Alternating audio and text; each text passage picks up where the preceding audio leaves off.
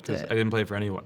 I think it was one of the first songs that I like really loved that spoke to mental health in the way that it did, and just like it was just so confessional.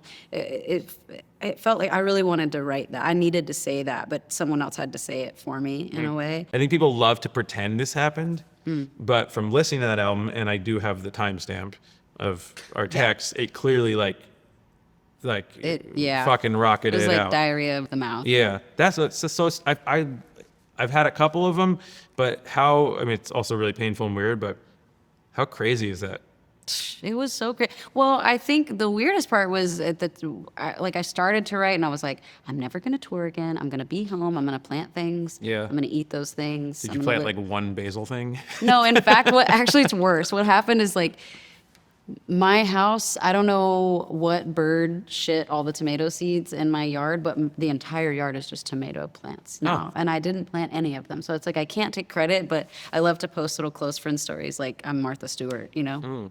Anyway, I was kind of like, I know what I'm going to do. I'm just going to like crazy output as much as I need to.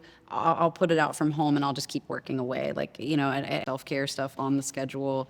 It's just practical shit. Yeah. And then that fed the process of like getting some of this shit out. Like just the I don't know, it was just like tar that just like kept coming out. And I was like, this has been in me a long time. I like what you said about depression over grief. Like I feel like depression is like grief's like an annoying friend or something, where it's like, you get the fuck out of it. Like, this is horrible but interesting, because I pretty much write from that place.